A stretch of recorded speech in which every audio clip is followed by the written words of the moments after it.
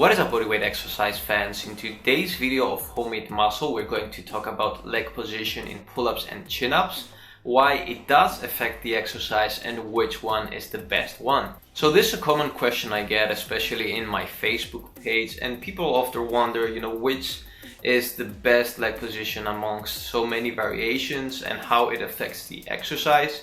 But I think an even better question to answer first is, does it even matter? I mean, if you think about it, pull-ups and chin-ups are an upper body exercise, so why would you care so much about your lower body? Well, as a matter of fact, your whole body is connected. For example, your lats, your latissimus dorsi, the muscle that is the main targeted area in this exercise, originates from your lower back and goes all the way up in here in your arms and also spreads into your hips in that upper bony part, the iliac crest. So in a way, your arms are connected with your hips. And some other ways your lower body affects the exercise is the pelvis angle, the angle of your hips and your upper body affects how much you're going to engage your abdominals in the exercise. And to make a long story short, leg position does matter. In today's video, we're going to examine the 4 most common leg positions for pull-up and chin-ups, and these are number 1, straight legs, number 2, knees bent, number 3, the hollow body position, and number 4, the L-sit. So in order to do proper straight leg pull-ups, you have to keep your whole body in a straight, rigid, vertical line. In a way, you're actually doing a vertical plank, since in order to do this properly, you have to engage your glutes, you have to activate your abs, and you also have to engage your quads by pointing your toes upwards. This is a pretty good leg position for beginners and at more advanced trainees. It activates your core, and its only disadvantage, I would say, is that it's not that practical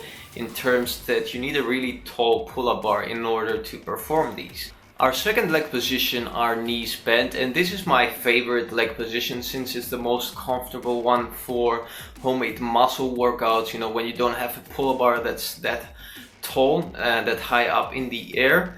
I like this one also because your body is in a more comfortable position to open up your chest and bring the pull-up bar closer to it, so that way you can use a bigger range of motion. A little problem some people face in this variation is that they tend to swing a lot in the lower part of the repetition. In order to fix this, just pause for a brief moment and just go up again. Our third leg position is the hollow body position, and in order to do this, just bring your feet a little bit in front of your body and point your toes downwards. This is ideal for people who don't want to put extra tension on their lower back, since you avoid that lower back arch. It is also good for activating your core more, activating especially your abs. Our fourth and last leg position is the L-sit, and this one is more of a progression, as we said, of the hollow body. Personally, I don't like it because it feels quite uncomfortable in my shoulders. Some people recommend it because you can work a lot on your abs as well while doing the exercise. For me, I think that you cheat a lot with your hip flexors. It depends, of course, a lot on the technique you use, but most people tend to cheat the work their abs should be doing by using more their hip flexors. Personally, my favorite leg position are knees bent, and the reason I like this one so much is because it allows you to focus more on the main targeted muscles, your lats and your arms. You're in a more comfortable position to bring that bar closer to the chest while squeezing your lats by keeping your elbows close to the body.